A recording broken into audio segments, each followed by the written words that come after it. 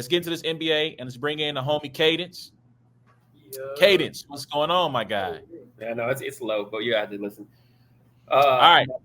My volume's low because like the air conditioner and everything's going crazy. So yeah, we're listening though. We're good. All right. So NBA Finals starts tonight. Mavericks versus Celtics. The Celtics are favorites in this series. So I'm going to start with you, Kadence. Who do you? Let's talk key matchups. All right. All right. What are some of the key matchups in this series that could lead to either the Mavericks winning or the Celtics winning? Okay. You're asking me first, right? Mm-hmm. Okay. Yep. So I think Derek White,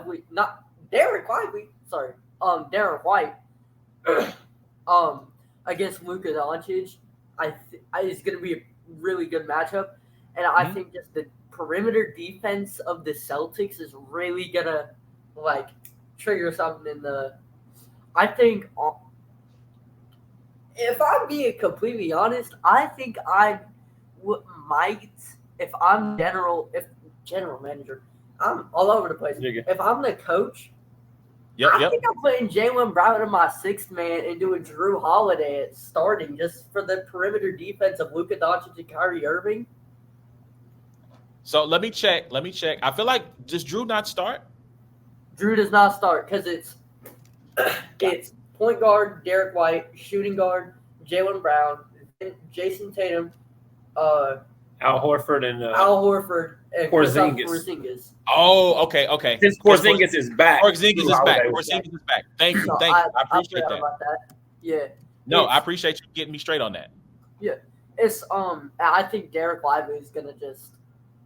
I mean, what bigs do they have other than Kristaps Porzingis? They have Daniel Gafford and Derek Lively, two not only big body people who can just post up, hit that, and it's like Kristaps Porzingis might be able to guard them, like Daniel Gafford in the paint, but not very likely. And Jason Tatum ain't doing nothing. Al Horford. Oh, okay. No, I'm not gonna say nothing about Al Horford. That man, he could body Joel Embiid if he wants to. You know what I'm saying? It's like you never know. He gives Joel a lot of trouble. He does. But Joel is soft. I do not like Joel. What? What? Right, 7 foot that big should not be fought like that, bro.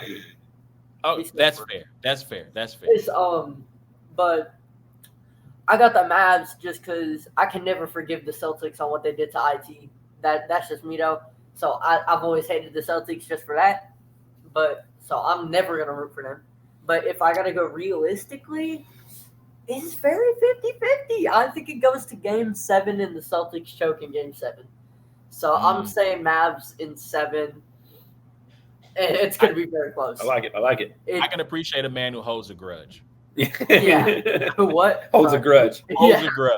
It's I just think the big man work of the Mavs and that Luka just can't be stopped. It's like I just think the Mavs have the edge on that. But also the perimeter defense of the Celtics, it's like it's so like 50-50. Honestly, you could say anybody can give just about any reason, and I'd be like, okay, yeah, I can see that. It's like it's very like the Mavs have this, but the Celtics have this. They have this, they have that, and it's like it all just kind of balances out. It's a very, very good matchup. The scriptwriters were in their bag this year, bro. I swear. That's the fact.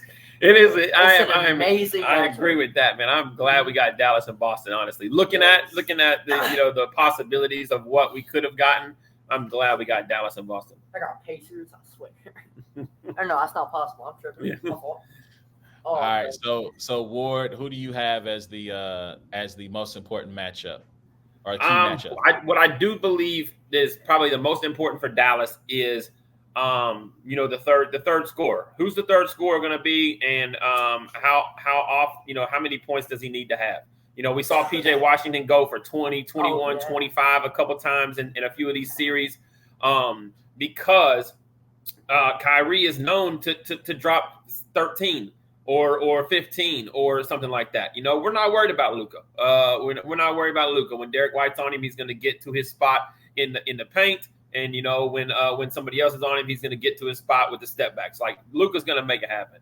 But I think it's just that third scorer. I think it's finding out if PJ Washington's getting buckets. If for some reason the matchups make it make sense. Tim Hardaway Jr. came off the bench and scored like 10 straight a couple series ago. Like guys can get buckets on their team, but there's going to be some very timely buckets for that third scorer. Now on the other side for the Celtics, it's similar because when Derek White is open, they're dang near impossible to beat. Like if Derek White's giving you 13, 15, 17 points, like they're dang near impossible to beat. I am interested to see what the chemistry and continuity looks like with Porzingis coming back for the finals after not being there. Because in the finals, guess what? You can't afford to lose one at home and say, we'll right the ship. There's not enough time. Yeah. You know what I mean? So if he comes back in and all of a sudden there's any kind of like just they're not in sync, like now's not the time for it, For sure. I think to me the key matchup, styles make fights, right? So in the Western Conference, Minnesota was built to beat Denver. They were not built to beat Dallas, right? They had enough big men to throw at Jokic. They did not have enough guards and wings to throw at Luka and Kyrie, right? This Celtics series, they have now how effective each of them can be is a question, but they have Brown they can throw at him. They got Tatum in a pinch on Luka. You can throw Drew Holiday, Derek White, even Peyton Pritchard can be thrown out there for a couple of minutes to try to harass Kyrie and make his life a little bit tougher. And the thing about Peyton Pritchard is stronger than you think. I don't know if you saw this video. There's a video of Peyton Pritchard. He in the offseason, he goes to a gym, and I guess there's like guys who have like semi-pro or high-level college ball experience. So I think even just like regular Joes, where like he plays a game where he's got to score on each and every one of them. And so he's just going for 15, 20, 30 minutes at a time, trying to just running ones, right? First bucket wins. He gets the ball to start, and he's just trying to score on these guys, right? And so when you watch him play, he's stronger than what you think. He's faster than what you think he is.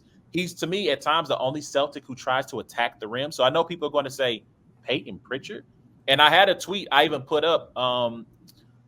There's a gentleman who writes for Action Sports, and he goes, if I've been waiting all series for someone to play for a team to force Peyton Pritchard to the bench and play him off the floor, they haven't done it. And I replied to him and said, me too. And I said, at this point, I have to assume that he's the goods and that he's going to make a positive contribution for the Celtics because he's done it all series long. So to me, that's the key matchup. You hit on the Porzingis thing. How effective can he be coming off an injury? Because you're now stepping into the pressure cooker. You're stepping into the biggest event of your life, and now you have to play your best. And so if he starts out slow, like you said, the Celtics are good for dropping games. That concerns me. They take too many threes. If the three isn't falling for them, will they attack the basket?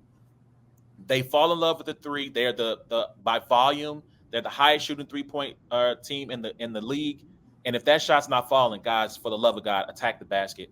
Try to get a whistle. Try to get to the free throw line. Go to the mid-range. And that's going to be worth watching. I'm trying to think. I think, Kadence, you hit on it. The big man matchup. Gafford and Lively are not traditional bigs in terms of they're tall, but they're not like guys where you go, oh, these are like big buff dudes down there. But they attack the rim with such ferociousness and with the tenacity that it has overwhelmed Oklahoma City. It overwhelmed at times Minnesota. And so if they can win that rebounding advantage and keep possessions to one and done, I personally have Dallas. I have the Celtics in 7. I think it's going to be an entertaining series. I know. It's going to be an entertaining series. I think it's going to be back and forth. Actually, I take that back. I got Boston in 6. Because I said if they got Porzingis back, I would take them in 6. So let me be consistent with what I said in another group chat. I think that the thing that will help Boston in ways that other teams couldn't take advantage of is that all of their guys on the floor are shooters.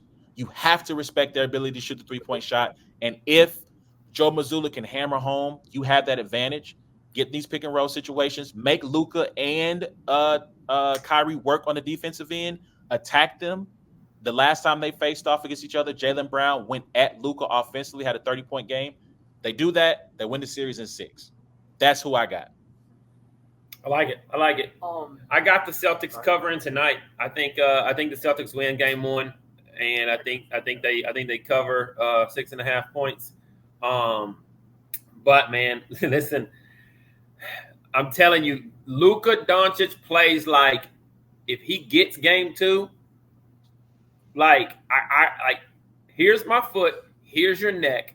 Watch us go up 3-1. You know what I mean? Like that's just the mentality that kid has. You know what I mean?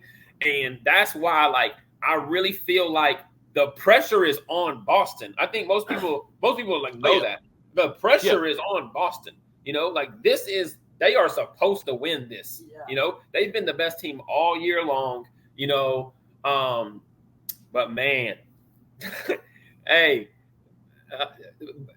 Dallas got a couple dogs, and Boston got a couple. You know, I mean, you gotta be here's a the dog, man. Don't you listen to the coach?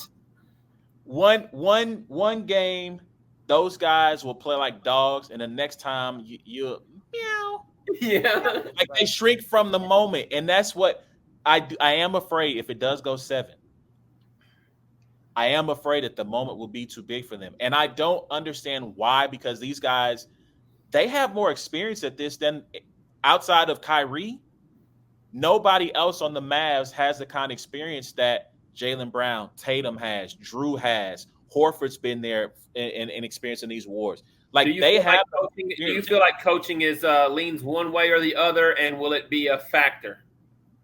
I mean, I think it favors Jason Kidd because I feel like Jason Kidd can make adjustments that I feel like Joe Mazzulla does not. Again, I just referenced it.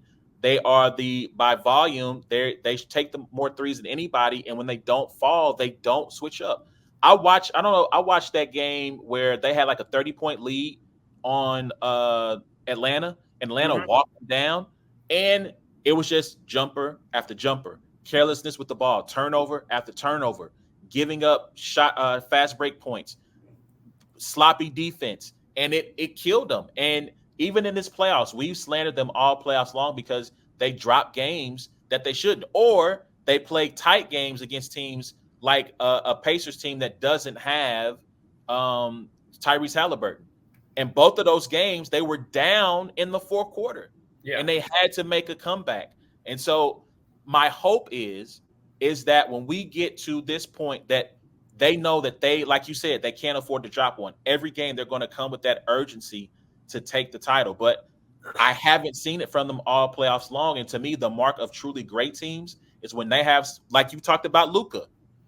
When I know you're down, foot, neck, game, ball game, right? And I just haven't seen that from the Celtics enough in these playoffs. Like it. Well, guess what? The tip is in about 8 minutes. Yep. I am not redheaded. Do not spread those lies about me, Mimi. Also, it just looks red on the camera. Also, petition to give Dante Exum more playing time. Yes. Who's in, bro? I love Dante Exum. Yes. No, I'm dead serious, bro. That man's a dog, bro. I hear you.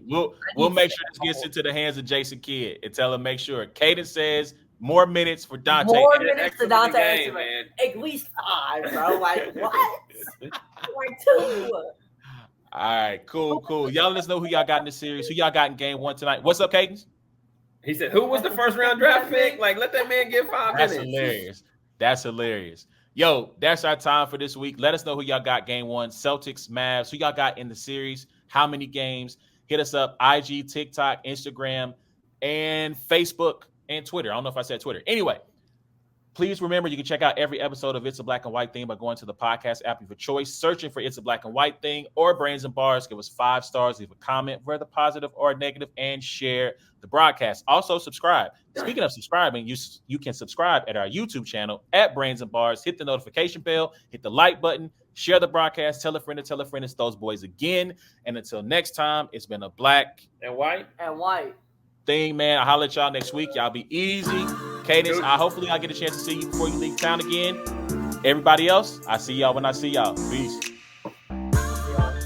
Yeah.